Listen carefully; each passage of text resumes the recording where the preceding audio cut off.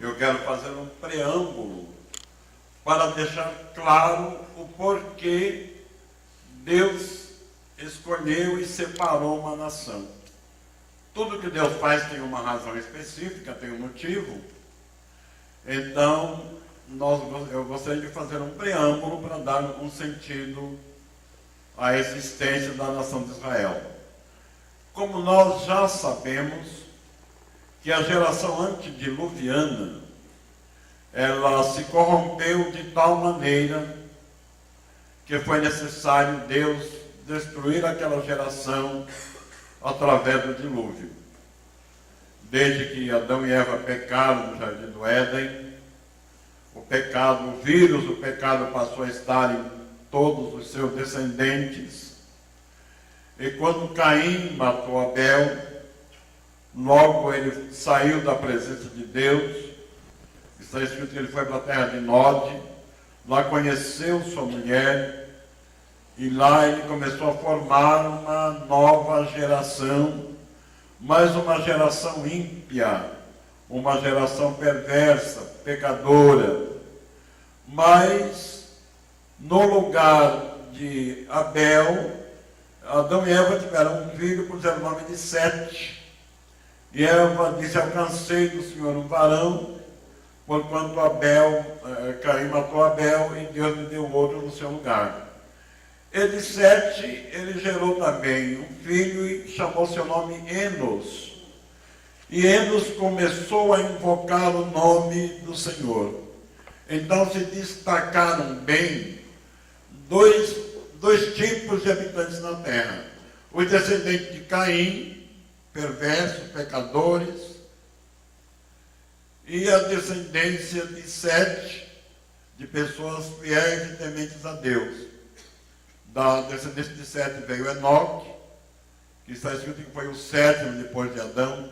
Entendo que fazer apenas um preâmbulo para chegar até lá. Enoque está escrito que ele andou com Deus, e Deus para si o tomou. E de Enoque veio depois Matusalém, de Matusalém veio Noé, que Pedro disse que foi o pregoeiro da justiça. E da descendência de Caim, no capítulo 6 de Gênesis, está escrito que viram os filhos de Deus, que as filhas dos homens eram formosas, e tomaram para si mulheres de todas as que escolheram. Quem eram esses filhos de Deus? Alguns teólogos querem dizer que eram anjos caídos. Eu não posso aceitar essa filosofia, porque mesmo anjo caído, ele é assexuado. Ele não tem atração nenhuma por sexo. Então, quem eram esses filhos de Deus? Era a descendência piedosa de Sete, que vem das mulheres bonitas da descendência de Caim, foram atraídos por elas, e houve uma mistura da semente santa com a semente ímpia, e a terra se encheu de violência, de tal maneira que Deus, olhando do céu, ele viu toda a humanidade corrompida. Mas Deus viu um homem justo. Os olhos de Deus são maravilhosos, não é?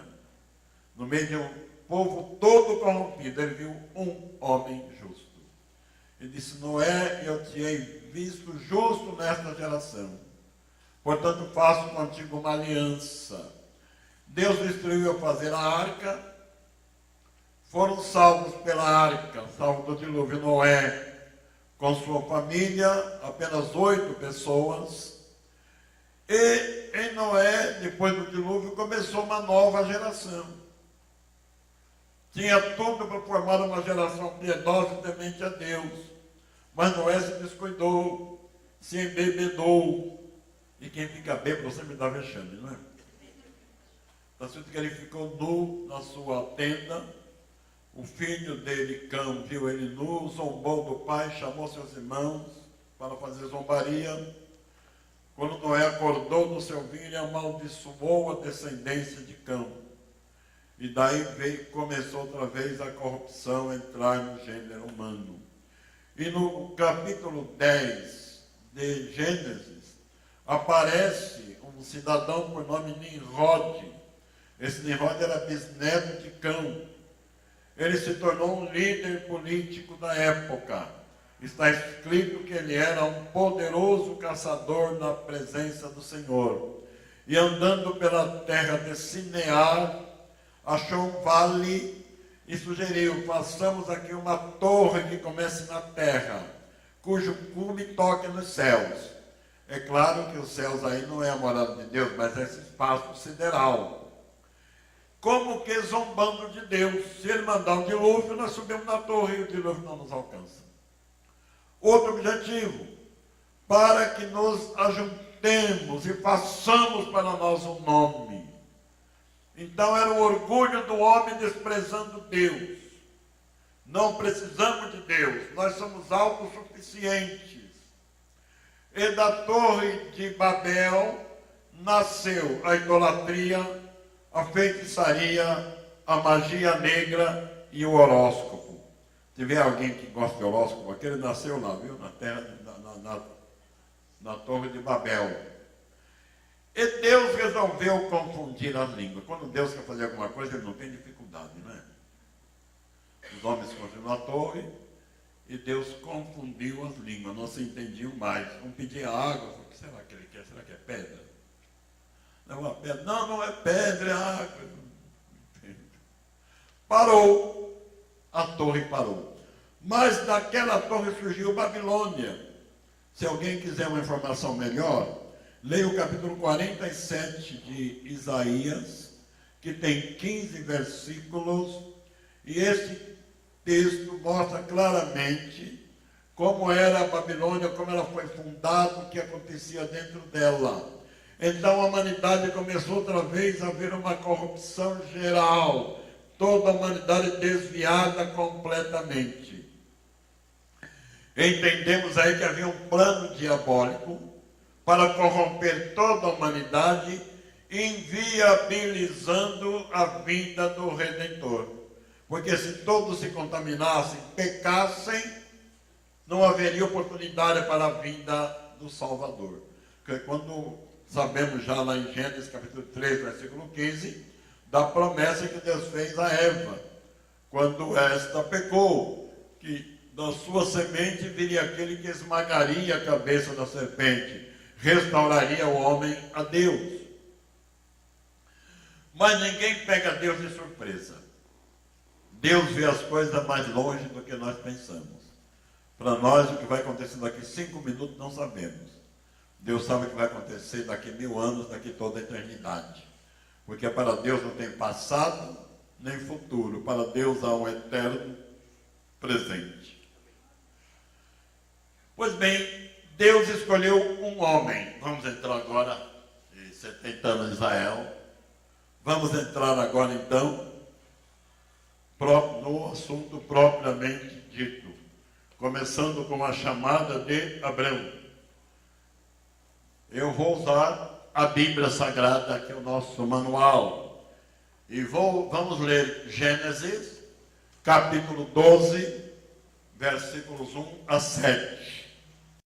Gênesis, capítulo 12. Ora, disse o Senhor a Abrão: sai da tua terra, da tua parentela e da casa de teu pai, e vai para a terra que te mostrarei. De ti farei uma grande nação, e te abençoarei, e te engrandecerei o nome. Sê tu uma bênção. Abençoarei os que te abençoarem, e amaldiçoarei os que te amaldiçoarem. Em ti serão benditas todas as famílias da terra. Partiu, pois, Abrão como lhe ordenara o Senhor, e Ló foi com ele. Tinha Abrão 75 anos quando saiu de Harã. Levou Abrão consigo a Sarai, sua mulher, e a Ló, filho de seu irmão, e todos os bens que haviam adquirido, e as pessoas que lhes acrescentaram em Harã. Partiram para a terra de Canaã, e lá chegaram.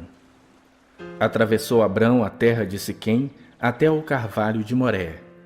Nesse tempo, os cananeus habitavam essa terra. Apareceu o Senhor a Abrão e lhe disse: darei à tua descendência esta terra.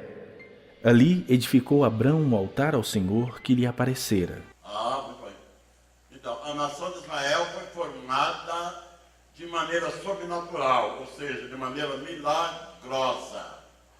Deus chamou um homem que se chamava Abrão. Este homem tinha 75 anos de idade. A sua mulher chamava-se Sarai, e ela tinha 65 anos de idade. E ela tinha um agravante, ela era estéril. Deus faz sempre as coisas diferentes no nosso pensamento, não é?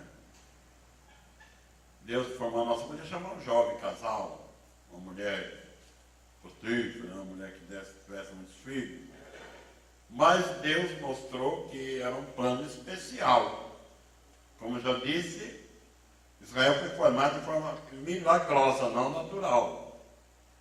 E Deus fez uma promessa a Abraão, como já vimos aqui. Farei de ti uma grande nação. Mas como grande nação? Se só eu, minha mulher é estéril e já estamos com essa idade. Aos olhos humanos, era impossível. Mas aos olhos de Deus, nada é impossível. Lá em Romanos capítulo 4, versículo 17, está escrito que Deus chama as coisas que não são como se já fossem. Então Deus já estava vendo, através daquele casal de velhos, uma grande nação. Abraão nasceu no ano de 1967 a.C. Sara nasceu no ano de 1957 a.C. Isso daí eu vi na Bíblia de ordem cronológica de Edward Rees e Eric Klein. Vamos em frente? Neste casal, Deus prometeu fazer uma grande nação. Está escrito que Abraão creu em Deus. E isso lhe foi imputado como justiça. Olha, irmãos, vamos refletir um pouquinho. Que situação séria. Todos os povos da época eram politeístas. Isto é, adoravam muitos deuses. Esses deuses eram representados por figura, por imagens, que eles tocavam, que eles apalpavam, que eles viam. Mas Abraão creu num Deus que ele não via.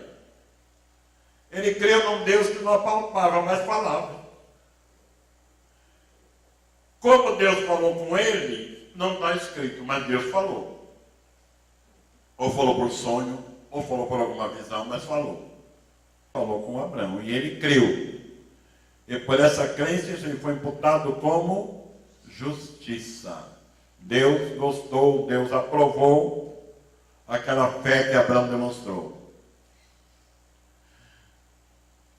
Deus mudou o nome de Abrão para Abraão. Abrão quer dizer pai alto. Abraão quer dizer pai de uma multidão. Deus faz coisa interessante, não é? Abraão já estava com quase 100 anos de idade, lá no capítulo 17 de Gênesis. E Deus me chama esse seu nome, não vai mais ser. Primeiro Deus chamou ele, disse, olha, eu vou te fazer no capítulo 15 de Gênesis, vou fazer de você uma grande nação. Aí ele disse, mas Senhor, como? Eu já estou com quase 100 anos, minha mulher é estéril, é através do filho de Agar, de Ismael. E Deus disse, Abraão, sai da tenda, olha para o céu, conta as estrelas. Contar a estrela é bem difícil, né? Existem milhões, bilhões e bilhões de estrelas. Quem já morou aqui num sítio, numa fazenda, onde não tem luz elétrica, e à noite olha para o céu, é forrado de estrela, não é? E na época de Abraão não tinha luz elétrica ainda, então as estrelas apareciam muito mais. Conta as estrelas se puder. Senhor, não dá para contar não. Assim será a tua descendência. Que coisa espantosa, que coisa maravilhosa.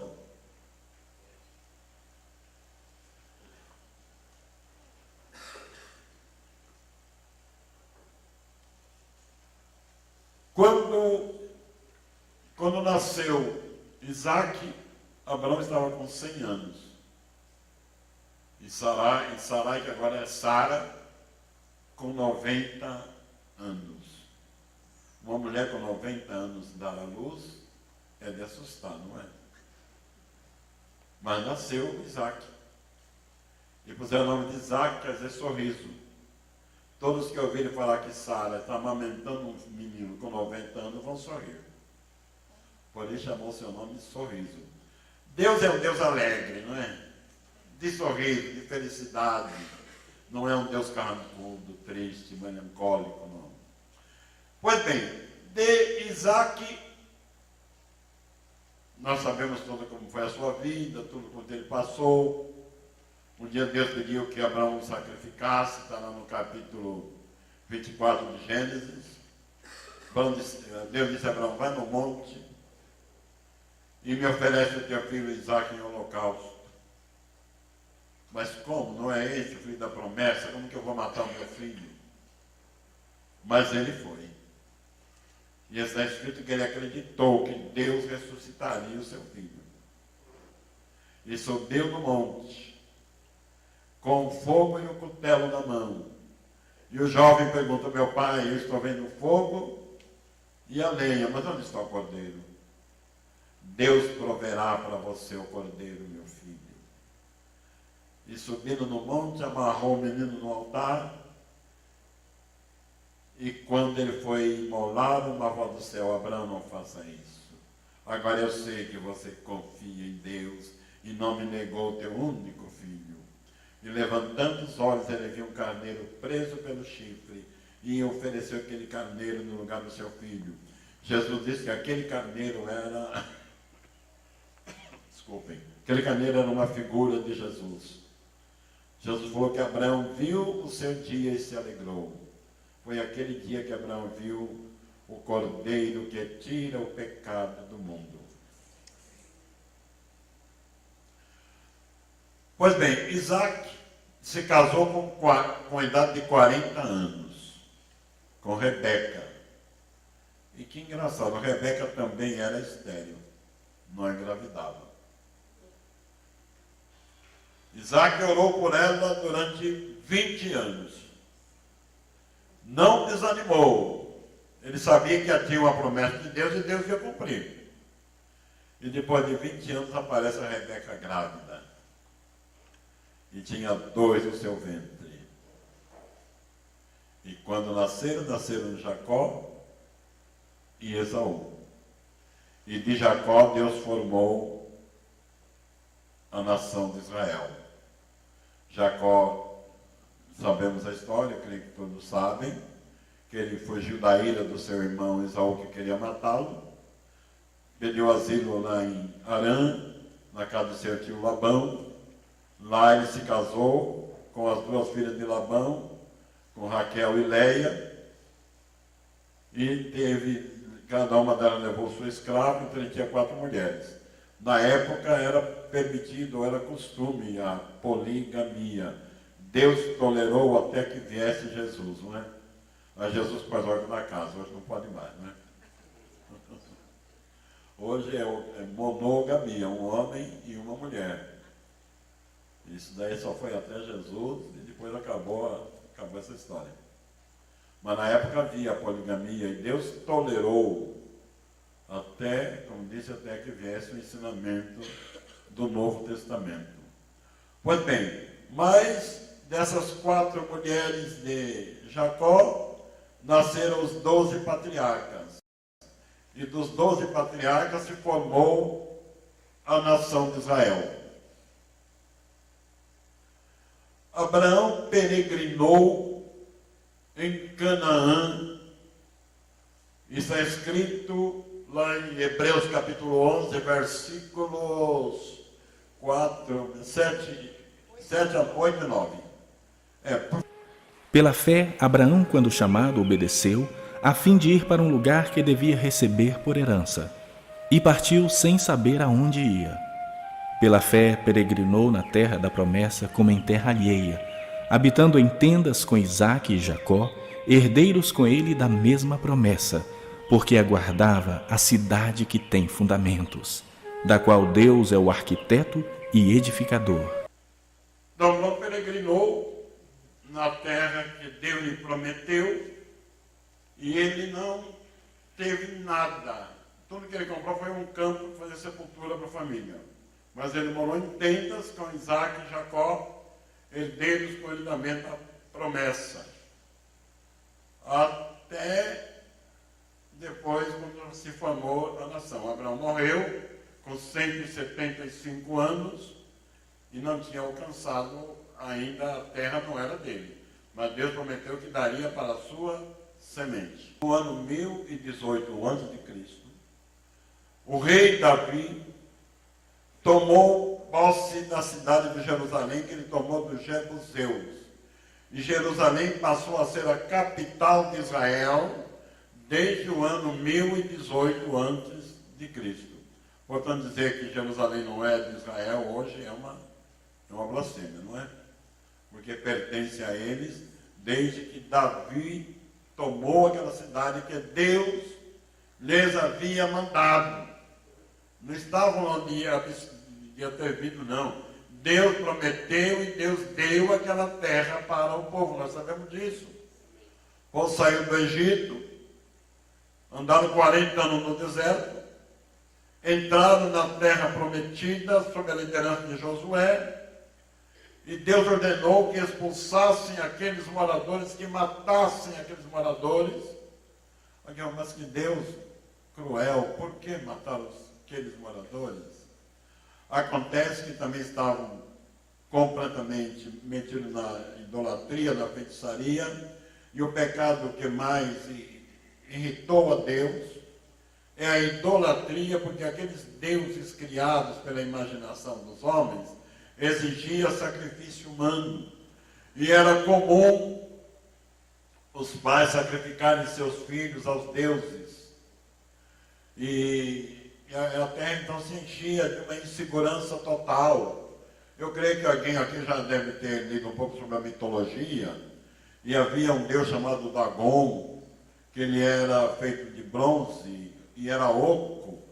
E por dentro se metia fogo nele até que os braços ficassem vermelhos e os braços virados para um tacho de azeite fervendo, e os pais jogavam a criancinha naquele braço incandescente e a criança já ia queimando-se no braço daquele ídolo e caía dentro de um tacho de azeite fervendo e morria. E para abafar os gritos da criança, eles ficavam batendo e cantando e louvando aqueles deuses. Então era uma situação assim difícil, cruel, e Deus lhes deu oportunidade para se arrependerem, mas eles mantiveram-se endurecidos, e agora Deus mandou que Israel os matasse e tomasse conta da sua terra. E foi exatamente isso que aconteceu. No ano 1022 a.C., aliás, no ano, desculpe, parece. 1018, quando Davi fundou Jerusalém. Mas ele já estava habitando na terra há 400 anos, quando isso aconteceu. Quando Josué deu posse à terra de Canaã para Israel.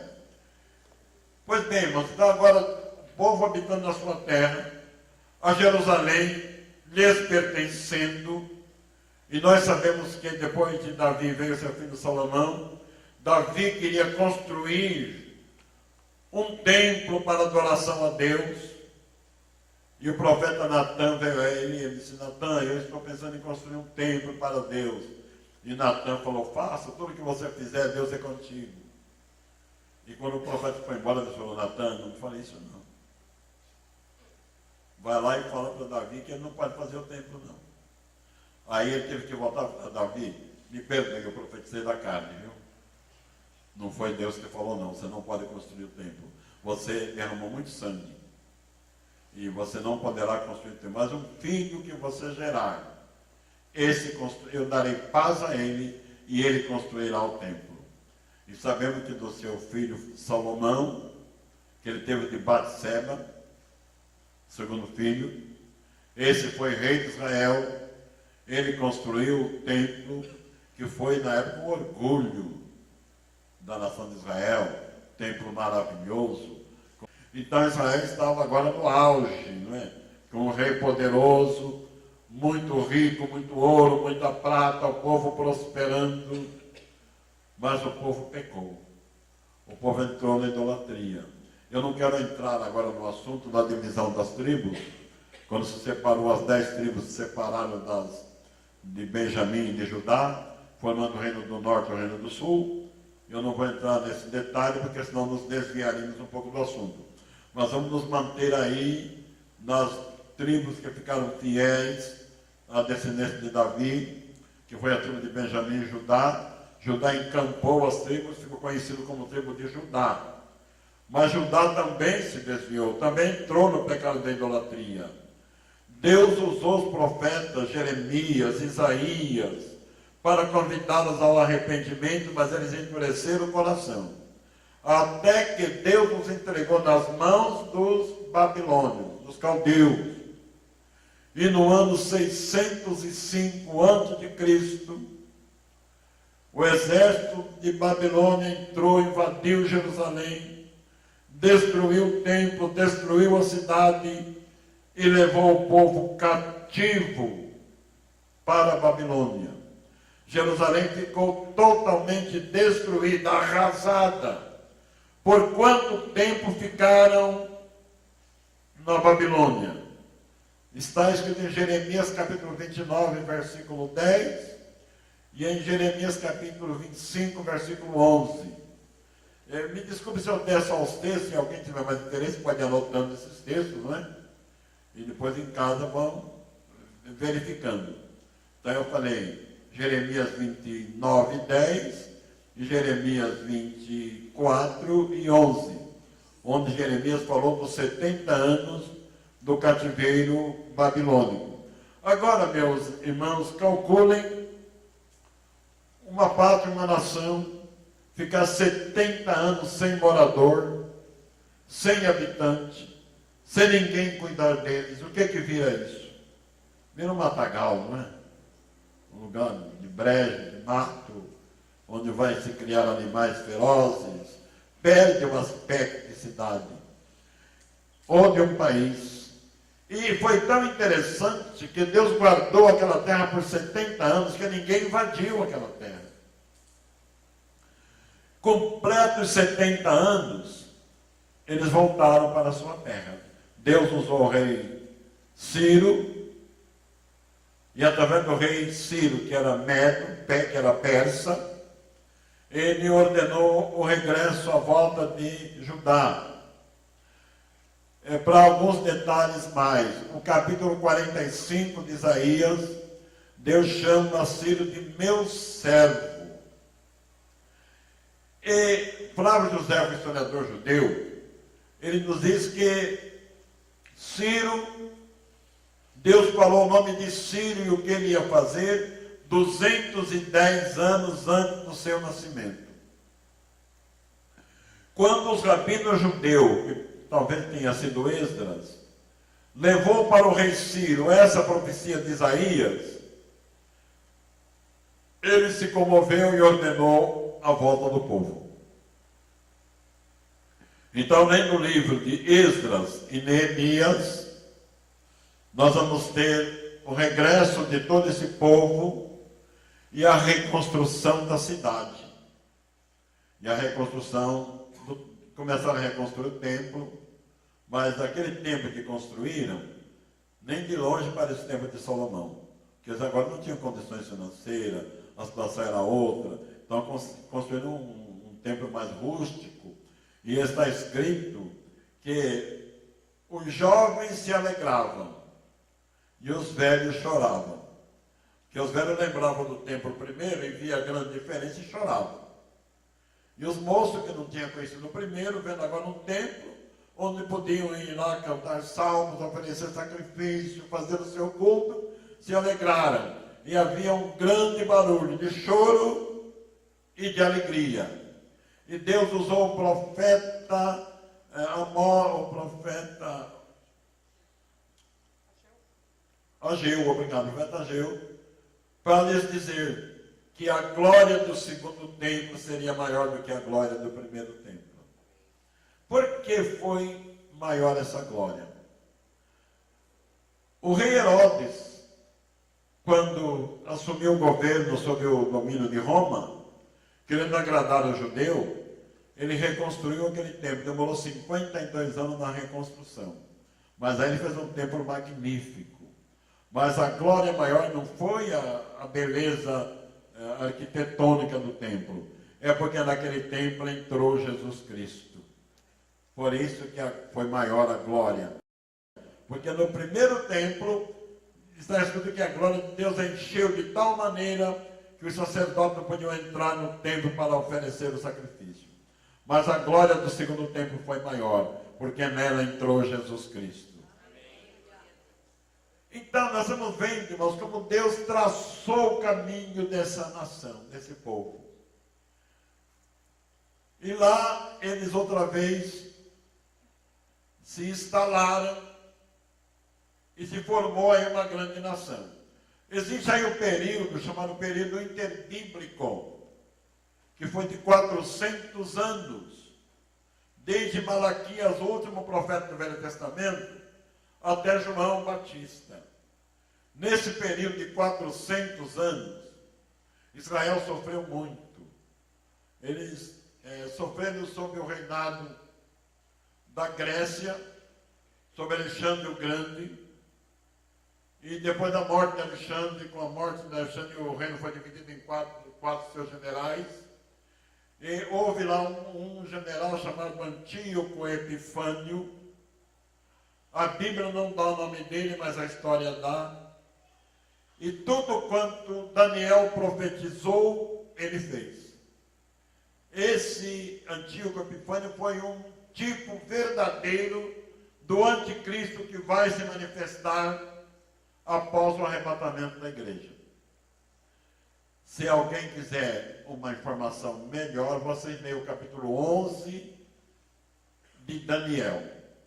Dos versos 1 a 35, a 37, fala de Antíoco Epifânio. Do 38 ao 45, fala do anticristo que virá. Então, lendo com atenção esses versículos, vão perceber que se cumpriram até o versículo 37. Do 38 por diante se cumprirá com a vinda do anticristo. Veio Jesus. Eles esperam o Messias, até hoje, não é? Quem é o Messias? É um rei. O rei vem, certamente, com poderes reais para destruir o Império Romano e elevar o trono de Israel. Mas o rei de Israel nasceu numa manjedoura, de uma família pobre. É rei. É rei. Eu já vi alguns crentes que condenam fazer comemoração de Natal. Mas é interessante, Deus mandou do céu um grupo de anjos para comemorar o nascimento de Jesus, não é? O rei nasceu, não tinha uma orquestra sinfônica para recebê-lo, nem um palácio decorado, mas veio do céu uma legião de anjos, um coral cantando glória a Deus nas alturas e paz na terra e boa vontade para com os homens. E nasceu o rei de Israel. Israel não conseguiu entender que ele era o Messias. Não conseguiu entender. Apesar de Jesus ter mostrado tantas vezes que nele se cumpria toda a Escritura. Mas eles estavam como que cegos. Esperavam um rei guerreiro. E Jesus pregava a paz e o amor. E quando apresentaram Jesus, quando Pilatos apresentou Jesus ao povo, que farei de Jesus chamado Cristo? Crucifica-o, crucifica-o. Israel rejeitou o seu Messias. E Pilatos disse, eu estou limpo do sangue desse inocente. E eles traçaram a sentença, o seu sangue caia sobre nós e sobre nossos filhos. A palavra tem muito poder e muito valor, não é? Cuidado com o que se fala. João capítulo 1, versículo 11 e o versículo 12. Está escrito, ele veio para o que era seu, mas o seu não o receberam. Então, todos quanto receberam, deu-lhes o direito de serem chamados filhos de Deus, aos que creem no seu nome. Irmãos, eu quero fazer uma conexão aqui, porque eu estive algumas vezes naquele programa Vejam Só, eu sei que alguns dos irmãos já me viram lá, conversando com alguns ministros de algumas igrejas que não consideram mais Israel como povo de Deus. Mas, pela Bíblia, não podemos negar essa verdade, não é? A Bíblia é muito clara nisso daí, não dá para negar. E graças a Deus, de todos os meus contendores, ninguém pode provar ao contrário, porque contra fato não há argumento, não é? A Bíblia está escrito e amém. É melhor aceitar o que a Bíblia diz do que brigar com Deus, não é? Mas eles também entraram no pecado da desobediência. Veja que lá no Evangelho de Mateus, capítulo 23, versículo 39 a 41, tem uma passagem interessante. Jesus olhou para Jerusalém e chorou sobre ela, dizendo, quantas vezes eu quis juntar os teus filhos, como a galinha junta seus pintos debaixo das asas, mas você quiseste. Porque Jesus sabia que daí a 40 anos, foi exatamente o ano 70, quando o exército babilônico, aliás, o exército romano, comandado por Tito, general Tito, entrou na cidade, destruiu o templo, destruiu a cidade e expulsou seus moradores de lá.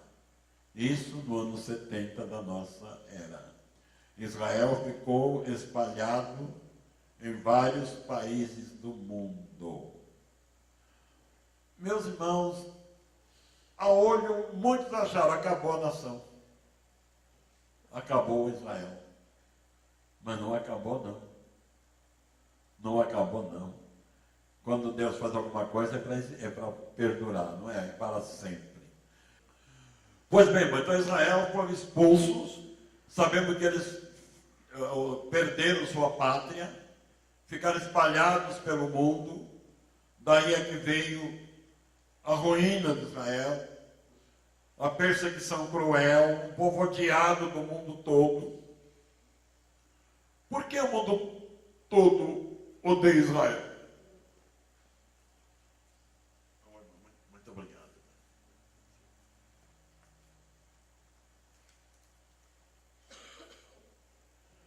Qual seria o segredo de Israel ser tão odiado pelo mundo todo? Israel é o povo de Deus e o mundo jaz no maligno. O diabo odeia tudo quanto é de Deus. Mas aqueles que receberam Jesus como Salvador amam Israel. E ora por eles, não é? Nós deveríamos orar por Israel.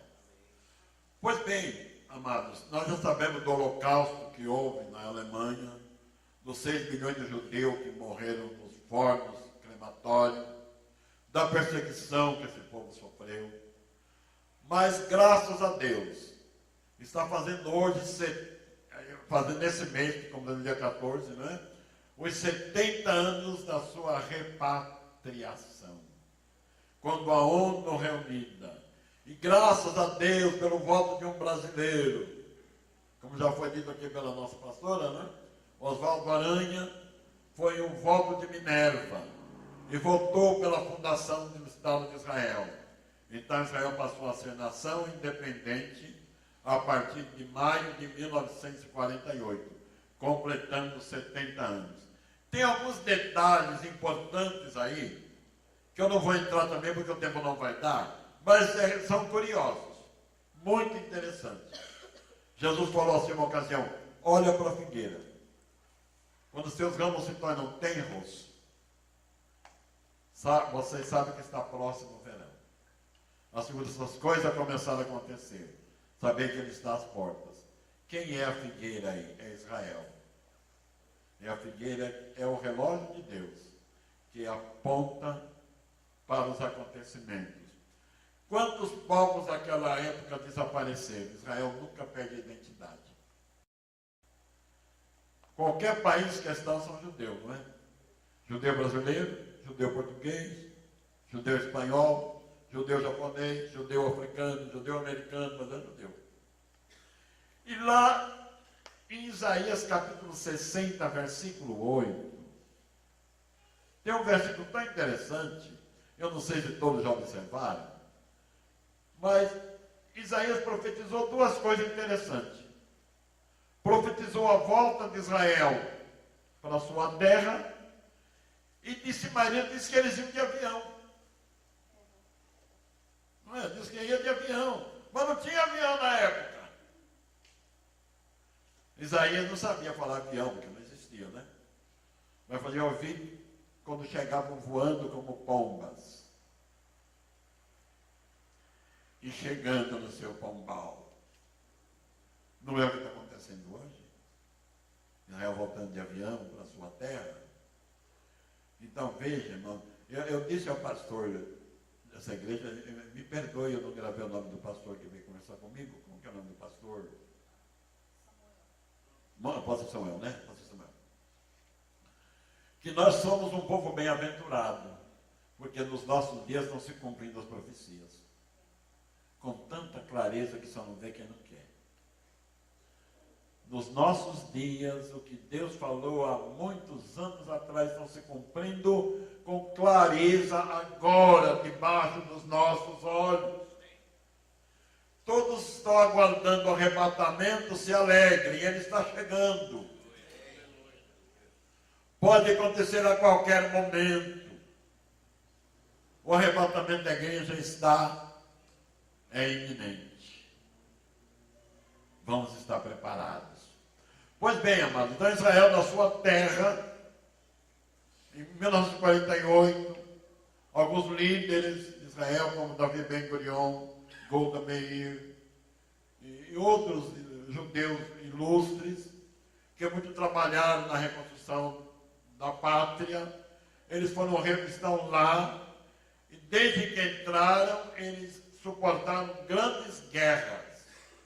Um país pequeno, menor que o estado do Ceará, nunca foi derrotado em guerra nenhuma. Qual é o segredo? Deus está com eles.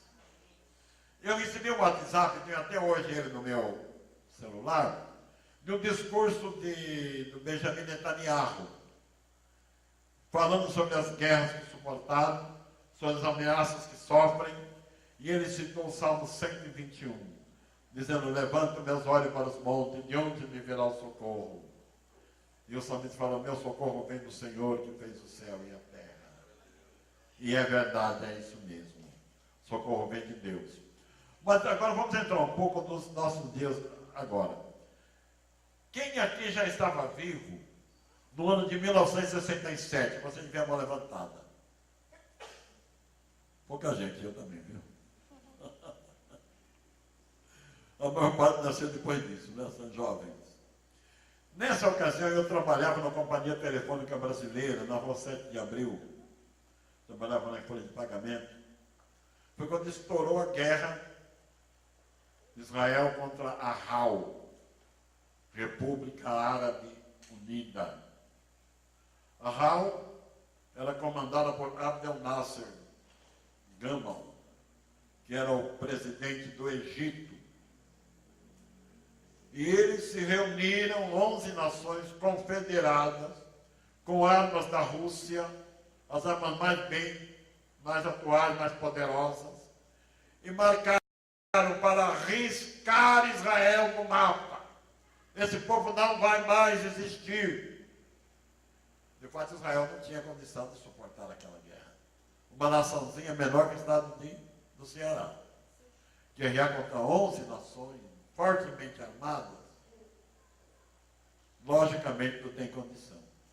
Mas deixa eu fazer um parênteses aí. São 10 horas agora, 10 e 5, sabe quanto um pouquinho mais, né? Fazer um parênteses para dizer quantas vezes o diabo quis acabar com Israel e nunca conseguiu. Já no ventre da mãe já brigavam, né? Até Rebeca estranhou. Por que isso? Deus falou, porque dois povos estão no teu ventre, duas nações. Pois bem, já brigaram lá. Depois Jacó era meio trapaceiro, enganou seu irmão, roubou-lhe a bênção, e Esaú jurou matá-lo. Ele precisou fugir. Ficou 20 anos lá em Padã Arã, na terra, na casa de seu avô Labão. Quando ele voltava, agora casado, com muitos filhos, muito gado, muito camelo, empregados, ele soube que seu irmão Esaú vinha encontrá-lo com 400 homens. Meu irmão vai me matar agora. E no capítulo 32 de Gênesis, ele entrou num lugar, num vale chamado Val de Jaboque. E lá ele orou. E apareceu um anjo e ele o agarrou. Irmãos, o homem brigando com Deus. E o anjo dizia, me solta, eu não te solto se não me abençoares. E o anjo dizia, Jacó, me solta. O dia está amanhecendo, eu não te solto se não me abençoares. E o anjo lhe tocou a juntura da coxa e deslocou. A dor que ele sofreu deve ter sido horrível, mas ele queria a bênção, não soltou. Se não me abençoares, eu não te solto. Como é o teu nome? Hora de confessar. Jacó quer dizer trapaceiro, espertalhão. Quando tem conta com Deus, o pecador confessa a sua condição, não é? Meu nome é Jacó.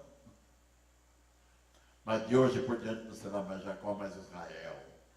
Porque como príncipe lutaste com Deus e com os homens e prevaleceste. E ele saiu de lá mancando, mais do que eu ainda, né? Saiu mancando. Mas foi encontrar seu irmão Esaú. E quando se encontraram, se abraçaram e um chorou no ombro do outro, e tudo passou. Pois daí o diabo foi frustrado também dessa vez. Lá com a rainha Esther, lembra da história no livro de Esther? Quando Amã, que era da descendência dos midianitas, armou um laço para acabar com toda a nação, para destruir todo o povo. O livro de Esther não fala em Deus uma única vez, mas Deus aparece agindo. Sabemos o resultado já, não é? A forca que Amã formou, ele morreu nela. Israel se livrou da morte. Está aí, a nação não desapareceu. No tempo de Nabucodonosor, quiseram acabar com a nação de Israel, mas ela voltou para sua terra e permanece.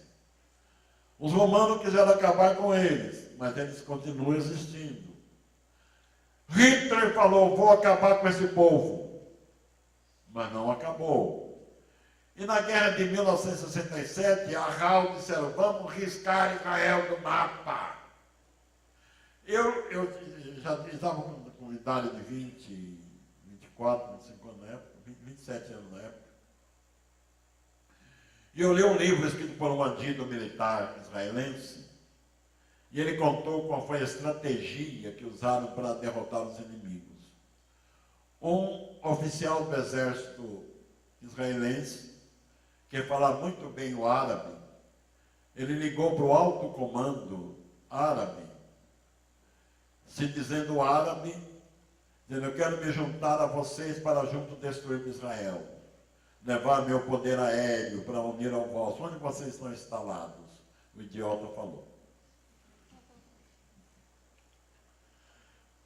Aí pegaram a aviação israelense, enquanto os oficiais de Israel estavam tomando um cafezinho, eles destruíram todo o poder aéreo da RAL. Aí eles só podiam lutar por terra. Mas Israel com todos os aviões intactos. Em 6 dias derrotaram todos os inimigos e tomaram alguns territórios. E só não foram mais à frente porque a ONU ordenou cessar-fogo. Tinha algum judeu que trabalhava lá na companhia telefônica comigo naquela época, né? Então havia aquele susto geral. E eu pude falar, esse milagre foi maior do que o milagre da abertura do Mar Vermelho. Porque naturalmente não havia possibilidade de vitória. Mas eles estão lá até agora. E agora tinha lá aquele Ahmadinejad, né? Acho que é assim que fala o nome daquele que era lá da... Não é? Era isso mesmo, né? Que era lá do Iraque, né? Do Iraque. Disse que riscar Israel do mapa. O nome dele não se fala mais, né? Acabou. Mas Israel está lá. E agora, irmãos, uma profecia se cumprindo agora. O Donald Trump, presidente dos Estados Unidos, mudou a embaixada americana de Tel Aviv para Jerusalém, reconhecendo Jerusalém como a capital de Israel. E já tem outros países da América do Sul fazendo a mesma coisa. Os árabes gritaram. Já morreram alguns árabes. Mas a coisa está acontecendo. A coisa está acontecendo. Agora, Israel vai ser fortemente atacado pelo anticristo. Irmãos, eu não conheço todos vocês qual é a vossa filosofia teológica, mas aquilo que eu aprendi eu vou passar para vocês. Ninguém é obrigado a concordar 100% comigo, mas há muitos crentes me perguntam, a igreja vai passar pelo período da grande tribulação? Não, não vai. Não vai. Jesus nos livrou da ira futura. Antes que venha a grande tribulação, ele leva a igreja. Se quiser anotar alguns textos para verificar, anotem. 1 Tessalonicenses, capítulo 1, versículo 10. A saber, Jesus Cristo que nos livra da ira futura. Apocalipse, capítulo 3, versículo 10. Carta à igreja de Filadélfia. Assim como guardaste a palavra da minha paciência, eu te guardarei da hora da tribulação que há de vir sobre todo o mundo. Não te guardarei na hora, te guardarei da hora. É diferente. Guardar na hora, foi guardado na hora, por exemplo, Noé foi guardado na hora do dilúvio. Ele assistiu, mas de dentro da arca. Israel no Egito foi guardado na hora das pragas, estava na terra de Nod. Lá as pragas não chegaram, mas assistiram as pragas caindo no Egito. Foram guardados na hora. Mas Ló, em Sodoma, foi guardado da hora. Porque o anjo que lhe pegou pela mão disse, sai depressa daqui, porque eu nada posso fazer enquanto você estiver aqui. Figura da igreja que vai ser tirada antes que venha a ira de Deus. E temos como figura do arrebatamento dois personagens do Velho Testamento, que será Elias e Enoque. Alguém disse que Enoque vai ser uma das testemunhas do testemunho capítulo 11 de Apocalipse? Não vai ser, não. Hebreus capítulo 11, versículo 5, está escrito que Enoque andou com Deus, e Deus para si o tomou, visto que antes da sua trasladação, ele alcançou, porque Deus não quer que ele provasse a morte, visto que antes da sua trasladação, ele alcançou o testemunho de que agradara a Deus. Eu costumo dizer, às vezes, numa igreja eu vou dar alguma prédica, o crente que quiser ser arrebatado, agrade a Deus, viu? Quem agradar a Deus vai ser arrebatado. Agradar a Deus não é sempre fácil. Às vezes tem que me desagradar a mim para agradar a Deus, né? Mas vale a pena eu me desagradar a mim, mas agradar a Deus. Porque aí nós seremos arrebatados. Então Enoque não pode ser uma das testemunhas. Creio que deve ter muita gente assistindo aquela novela da Record, Apocalipse. Eu assisti alguns capítulos. Eu já vou dizer de cara, tem duas coisas lá absurdas, erradas. Que eles atestam que as duas testemunhas é Elias e Moisés. Não é nem Elias nem Moisés, não pode ser. Não tem condição de ser. Nenhuma condição. Também não vou explicar melhor, porque nós ficaremos há muito tempo. Mas, se quiserem saber, leia o capítulo 17 de Mateus. Quando desceram do monte, perguntaram a Elias, vai vir. e leia o capítulo 11 de Mateus, principalmente o versículo 14. Vocês vão ter uma resposta disso. Mais versículos que provam que a igreja não passava pela grande tribulação. Isaías 26 e 20. Vai, pois, povo meu, entra nos teus quartos, fecha a porta sobre ti, só por um momento, até que passe a ira, porque o Senhor sairá para castigar os moradores da terra. Então a igreja não vai assistir. Mas quando a igreja voltar com Jesus, aí ela volta. Agora eu gostaria que nós lêssemos outro texto. O capítulo 14 de Zacarias, do verso 1 a 9. Quem lê para mim? Zacarias 14, de 1 a 9. Preste bem atenção nessa leitura, que é muito importante. Zacarias capítulo 14. Eis que vem o dia do Senhor, em que os teus despojos se repartirão no meio de ti, porque eu ajuntarei todas as nações para a peleja contra Jerusalém. E a cidade será tomada, e as casas serão saqueadas, e as mulheres forçadas. Metade da cidade sairá para o cativeiro, mas o restante do povo não será expulso da cidade. Então sairá o Senhor e pelejará contra essas nações, como pelejou no dia da batalha. Naquele dia estarão seus pés sobre o Monte das Oliveiras, que está defronte de Jerusalém para o oriente. O Monte das Oliveiras será fendido pelo meio, para o oriente e para o ocidente, e haverá um vale muito grande. Metade do monte se apartará para o norte, e a outra metade para o sul. Fugireis pelo vale dos meus montes, porque o vale dos montes chegará até Azal. Sim, fugireis como fugistes do terremoto nos dias de Uzias, rei de Judá. Sim, fugireis como fugistes do terremoto dos dias de Uzias, rei de Judá. Então virá o Senhor meu Deus, e todos os santos com ele. Acontecerá naquele dia que não haverá luz, mas frio e gelo. Mas será um dia singular, conhecido do Senhor. Não será nem dia nem noite, mas haverá luz à tarde. Naquele dia também sucederá que correrão de Jerusalém águas vivas, metade delas para o mar oriental e a outra metade até o mar ocidental. No verão e no inverno sucederá isto. O Senhor será rei sobre toda a terra. Naquele dia, um só será o Senhor e um só será o seu nome. Toda a terra se tornará como a planície de Geba a Rimon, ao sul de Jerusalém. Esta será exaltada e habitada no seu lugar, desde a porta de Benjamim até o lugar da primeira porta, até a porta da esquina, e desde a torre de Ananel até aos lagares do rei. Esta será exaltada e habitada no seu lugar, desde a porta de Benjamim até o lugar da primeira porta, até a porta da esquina, e desde a torre de Ananel até aos lagares do rei. Habitarão nela, e já não haverá maldição, e Jerusalém habitará segura. Esta será a praga com que o Senhor ferirá a todos os povos que guerrearem contra Jerusalém. A sua carne se apodrecerá, estando eles de pé. Apodrecer-lhes-ão os olhos nas suas órbitas, e lhes apodrecerá a língua na boca. Naquele dia também haverá da parte do Senhor grande confusão entre eles. Cada um agarrará a mão do seu próximo, cada um levantará a mão contra o seu próximo. Também Judá pelejará em Jerusalém.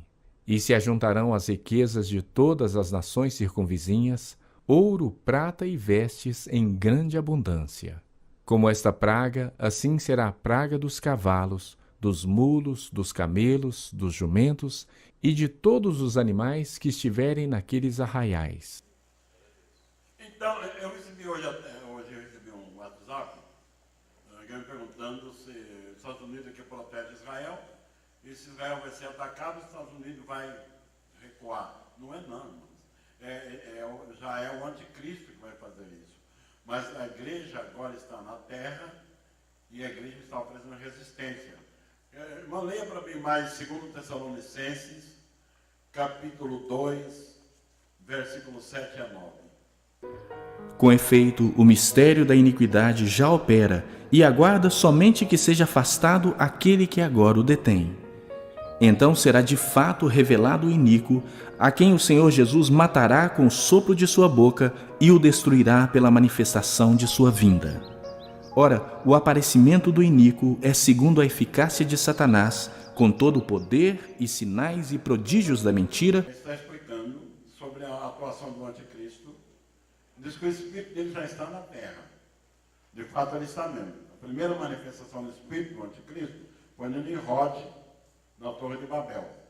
Depois o apóstolo João escreveu, no capítulo 3 da sua primeira epístola, que o espírito do anticristo já está no mundo. Por que ele não se manifesta agora? Porque há um que o resiste, nosso irmão leu. Quem é que está resistindo ao anticristo? Quem resiste ao anticristo é o Espírito Santo. Qual o instrumento que ele usa? É a igreja. Através da igreja, o anticristo está sendo resistido. Como que a igreja resiste? Orando e pregando a palavra. Quando a igreja for tirada, o Espírito Santo vai continuar na terra, mas não vai oferecer resistência ao anticristo. O seu domínio será por 7 anos. Ele vai aparecer bonzinho. Ele não vai chegando falando, eu sou o anticristo. Ele vai aparecer amigo. Vamos unir as religiões. Nós somos irmãos. Vamos nos amar.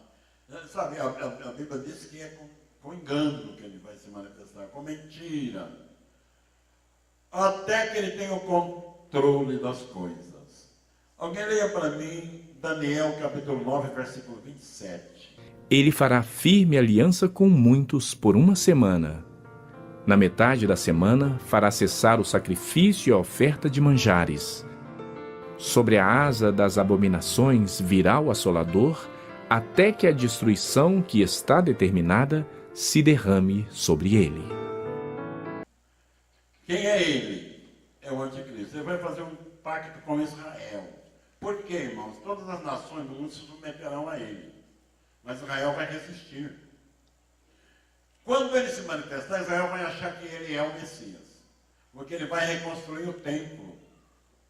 Ele vai tirar onde está hoje a mesquita de Omar e a mesquita de Al-Aqsa, que são dos deuses árabes. Ele vai retirar e construir lá o templo do judeu. E vai voltar os sacrifícios. E o judeu vai achar que ele é o Cristo. Lá no Evangelho de João, capítulo 5, verso 43, Jesus falou uma palavra interessante. Eu vim em nome do meu Pai, vocês não me receberam. Se outro vier em seu próprio nome, a esse aceitareis. Que é exatamente o anticristo que vai vir no seu próprio nome, se dizendo Deus. No princípio, Israel vai achar que ele é o Messias. Até que ele se assenta no templo, manda colocar lá a sua imagem e exigir adoração. Aí Israel fala, esse não é o Messias. Que adorar é só a Deus. Aí vai começar a perseguição para Israel. E vai se cumprir Jeremias capítulo 30, versículo 7. Então virá um dia de angústia para Jacó. E vai se cumprir Daniel capítulo 12, versículo 1. Alguém leia para mim Daniel 12 e 1. Nesse tempo se levantará Miguel, o grande príncipe, o defensor dos filhos do teu povo, e haverá tempo de angústia, qual nunca houve, desde que houve nação até aquele tempo. Mas naquele tempo será salvo o teu povo, todo aquele que for achado inscrito no livro. Então essas coisas virão, mas Deus não perdeu o controle. Então, irmãos, quando o anticristo vier com seu poderio todo, nós lemos lá em 2 Tessalonicenses, que Jesus vai destruí-lo pelo assopro da sua boca e pelo esplendor da sua vinda. Eu penso em um vendaval que vai destruir todo o poderio do anticristo. E um relâmpago e um trovão. Deus várias vezes usou a natureza para combater os inimigos de Israel. Possivelmente nessa ocasião também. Aí, como lemos lá em Zacarias, quando Israel se vê apertado pelo inimigo, os irmãos podem ler também o capítulo 16 de Apocalipse em casa, Batalha do Armagedon, quando juntará 200 mil soldados no vale dos filhos de Inom para combater Israel. Israel vendo agora a impossibilidade, clamarão por socorro. Qual é a oração? Ó Yahvé Shabaoth, ó Senhor dos exércitos, socorre teu povo. Jesus descerá do céu, nosso irmão leu Zacarias 14:7. Eis que é vindo o Senhor com milhares dos seus santos. E Judas também fala isso no versículo 14. Eis que é vindo o Senhor com milhares dos seus santos para tomar vingança a todos que não obedeceram o Evangelho. Aí descerá o Senhor e colocará os pés no Monte das Oliveiras. Foi daquele monte que ele subiu. E naquele monte ele voltará. E quando colocar lá os pés, vai haver um terremoto. O monte vai se abrir. Israel vai ver aquele personagem coroado de glória, cercado por um enorme exército de anjos. Irmãos, que coisa interessante, ele virá cercado de um exército de anjos. Quando Jesus está sendo preso, que Pedro quis defendê-lo com a espada, Pedro, guarda a tua espada. Se eu quisesse, eu pedia ao meu pai agora mais de 12 legiões de anjos. Jesus usou a linguagem militar. Uma legião era composta de 6.000 soldados romanos. 12 legiões daria 72.000 soldados, anjos. Um anjo sozinho matou 185.000 soldados assírios em uma noite, o que faria 72.000 anjos.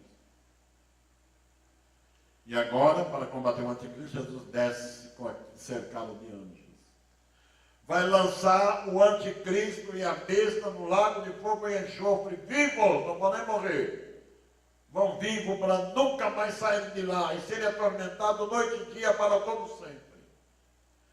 Israel vai ver aquele personagem maravilhoso que derrotou seus inimigos de repente e vão dizer: quem é esse homem?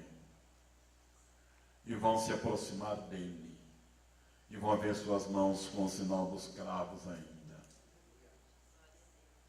Zacarias capítulo 13, versículo 6. E eles lhe dirão: que feridas são essas nas tuas mãos? Mas essa é a ferida com que eu fui ferido na casa dos meus amigos. Aí vão compreender que era o Messias que eles negaram perante Pôncio Pilatos. Se reconciliarão com ele. Aí Israel volta a ser o povo de Deus, em comunhão com ele. Jesus estabelece o milênio. Está escrito em Apocalipse capítulo 20, do versos 1 a 6. Fala, versos 1 a 7, fala em 6 vezes de 1000.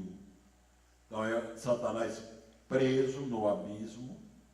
Vai descer o anjo do céu e prender o diabo, que se chama antiga serpente Satanás, por 1000 anos.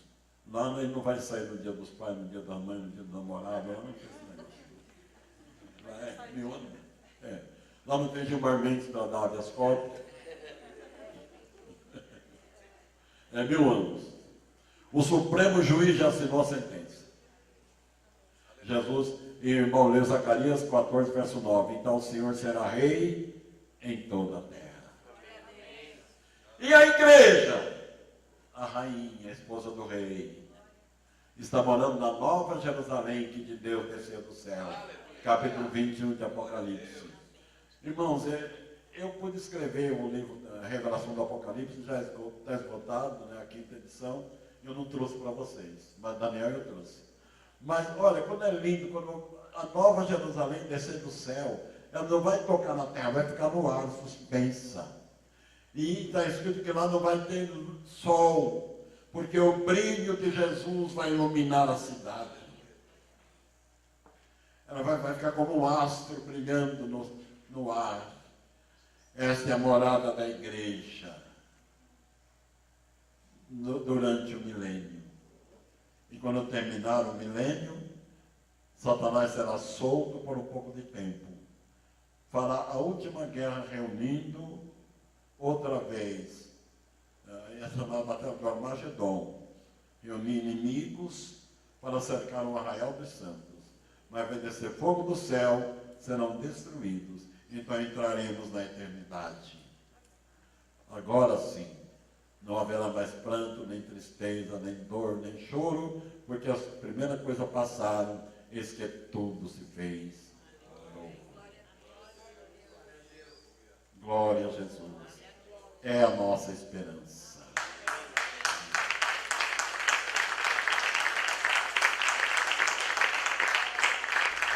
Creio que algo que Deus faz, um milagre que Ele já está fazendo aqui, nesta noite, é unir tantos ministérios.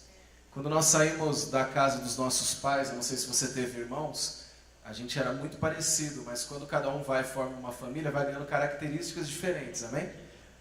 Porém, a gente não deixa de ser família. Aqui há pessoas de placas diferentes, mas a Igreja de Cristo é uma comunidade. Nós somos um só corpo. E se tem algo que a gente quer mostrar o amor de Deus através do seu Filho para Israel, é que a gente precisa ser um. E isso é tão simples, foi a oração que Jesus fez, mas é um desafio tão grande. Muitas vezes se torna tão difícil nós nos aproximarmos, porque a gente olha e começa a notar a diferença. Mas se você olhar, tem mais em comum no teu irmão e do teu lado, e o amor do Senhor que nos une, nos faz um só povo. Amém? A gente vai começar essa noite aqui adorando e celebrando, porque bom e suave é que os irmãos vivam em união. Amém? Hine tov manahim shevet achim gam yachad. Hine tov manahim shevet achim gam yachad.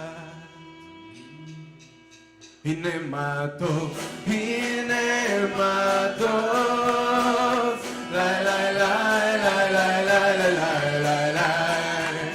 הנה מה טוב, הנה מה טוב, לי לי לי לי לי לי לי לי.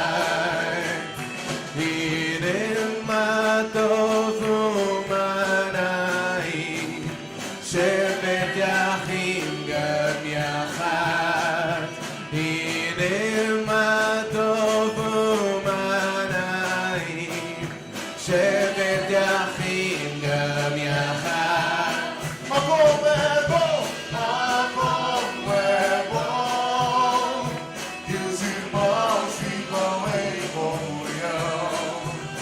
Como é bom, como é bom, que os irmãos vivam em comunhão. Quão bom e agradável é que os irmãos vivam em comunhão. Quão bom e agradável é que os irmãos vivam em comunhão. Hine ma tov, lai lai lai lai lai lai lai lai lai. Hine ma tov, lai lai lai lai lai lai lai lai lai. Pa pa pa para pa pa pa pa pa para pa para pa pa pa para pa para pararau pararau. Pa pa pa para pa pa pa pa pa para pa parau pa pa pa para pa parau. Hine ma tov,